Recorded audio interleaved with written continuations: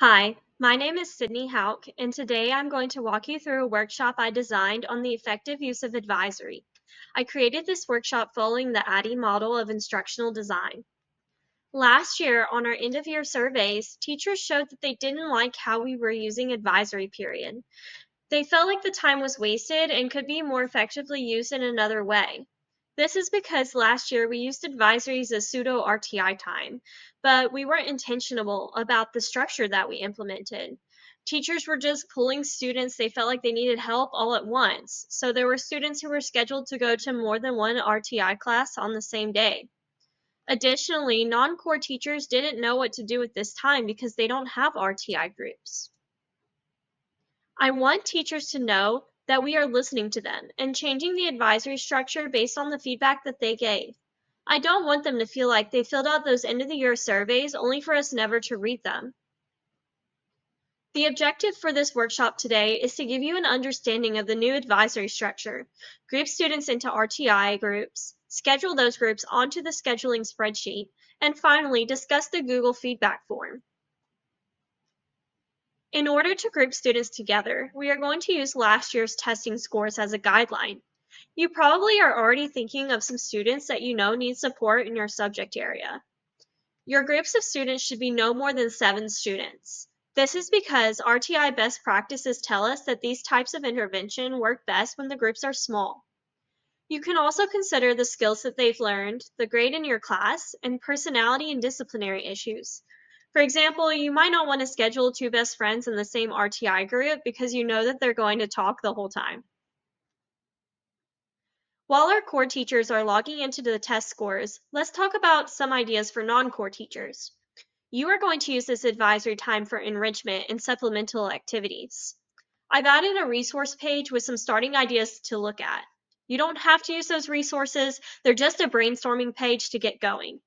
I'm also going to give you some examples of enrichment activities that I've seen be effective.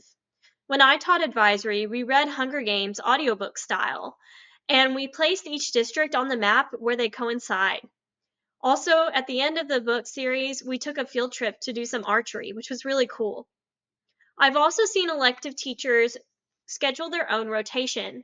So they would take the leftover groups of students that weren't being pulled for any RTI class, and they would send them to each elective class instead. So, for example, they would send them to computer sciences, art, and music. And then those teachers would use that time to teach a lesson that they had to skip or expand a lesson that they already taught. The last example I've seen is teachers teaching life skills during advisory time. I've seen teachers use this time to help students learn how to build resumes, how mortgages work, and I even had a teacher teach students how to change a tire in practice during advisory time. Again, these aren't strict rules for what you have to do. They're just some ideas to show you the possibilities of how we can creatively use this time. What we are going to do now is place student groups onto the scheduling spreadsheet. Each day is going to be rotated so that you see each group twice a week. Although this should prevent any scheduling conflicts, let's double check that we're not accidentally scheduling the same student to go to 2 different teachers on the same day. So now I'm going to show you that scheduling spreadsheet. You'll see on Monday we are pulling 7th grade math and 8th grade English. So Mr. Williams, you'll take your first group of students and put them here. And then Miss Smith, you're going to take your 8th grade English students and put them here. You will then see these same groups of students on Wednesday. Now I've included a screenshot of how the days are rotated. So on Tuesday, the grades and subjects will flip. So instead of 7th grade math, we are doing 8th grade math and 7th grade English. And the teachers that see these students on Tuesday will see them again on Thursday. You'll notice that Friday is missing from the spreadsheet, and that's intentional. You are going to use Friday as a day to prepare for next week's RTI groups or pull individual students that still need help. For example, you could reevaluate your groups and adjust your schedule depending on who's struggling. You can also pull a particular student if you want to, but just email that student's advisory teacher to let them know who you need. I want feedback from you throughout this process. We are going to be flexible and open-minded with this new structure. I don't want to wait until the end of the year again to get your thoughts on how this is going. So you're going to use a Google form to submit any questions, feedback, and ideas that you have. Also, the Google Drive folder is a place where you can find all of the links for the new advisory structure. Here's a screenshot of that advisory feedback form so that you can see what it looks like. You'll notice it's short with only 3 questions. That's on purpose because I don't want teachers to feel like they have to fill out this lengthy form to get what they need. So you're just going to tell me what type of response you're giving. Is it a question, feedback, or an idea? That's just so that I can easily organize this form. Then in this box here, you can tell me, ask me your question, give me your feedback, give me your idea. If you're giving me an idea, you could also insert a link in that box. Lastly, tell me how you want me to address your concern. You might just want an email because the nature of your question could just be a quick response, but you also might want to have a more lengthy conversation about it. You could also just be wanting to make a record of your ideas for our next PLC to discuss with our teachers. Now I'm going to give you a behind-the-scenes look at how I designed this workshop using the ADDIE model. I also incorporated principles of visual design in Gagne's 9 events.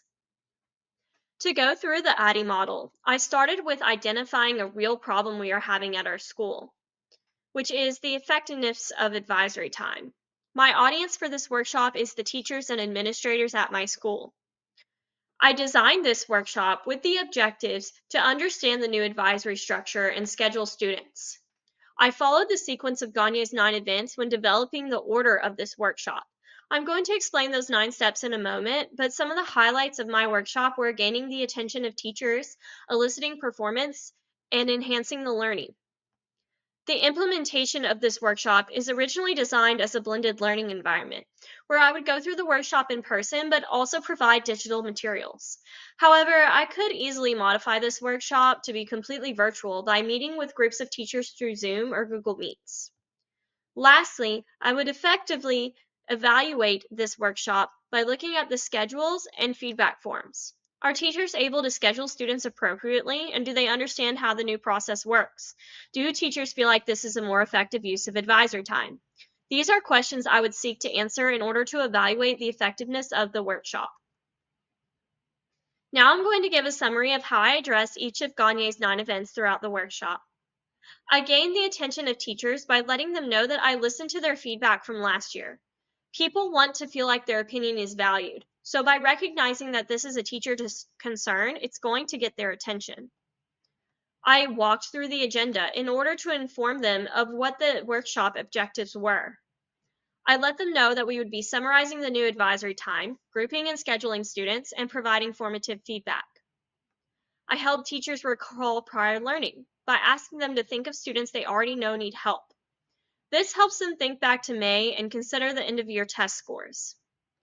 I presented the content using a blended learning format, where I present the main points in person but also provide digital resources like the spreadsheet, Google form, and resource page. In person, I would guide the learning by walking around the room and checking on teachers while they are performing the task of scheduling students. I would give them verbal feedback. For example, if an art teacher doesn't know where to start, I would direct her to the resource page, help her Google, or say, hey, I think it would be cool if you gave students a pointillism project since you had to skip that this year. I would assess the performance by looking at the schedules themselves and checking for understanding through the Google form. And again, I could make all of this work in a virtual environment as well. You just have to move the meeting and guiding teachers through Zoom or Google Meets or another video conferencing platform. Teachers are going to be more likely to retain and transfer this information because we are going to continue to inform our practice throughout the year as we answer questions and formulate ideas together. Also, there's a Google Drive folder where they can remind themselves of any information they may have forgotten or a question that they have. This is a list of resources I used to create this workshop. I used multiple references to the various cognitive models and visual design elements. I created a lesson plan for this workshop, which provided an outline for this presentation. I also used a Canva template, which I modified using CCC elements like images, animations, and text to customize what I needed for this workshop. Thank you for listening to my ADDIE model workshop on the effective use of advisory time.